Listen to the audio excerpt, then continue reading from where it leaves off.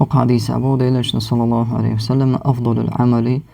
الصلاة لوقتها والجهاد في سبيل الله.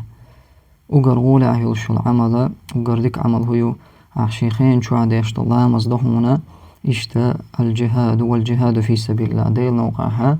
أحقاه يقرأ جهادر ويا جهاد معنا حلقة بالقدر ديرا جهاد معنا دغدوخ معندتنا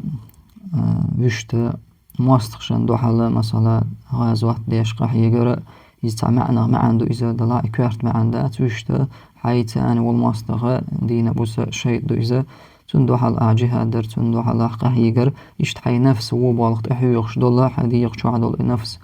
دائمونك حيوخش دول تندو حال جهاد در قاح يقرأ إشتا الله عند إذا كندول همنش عبادات تتيح الله ترى إز جهاد دقشيكو يوتش إشتحي نفس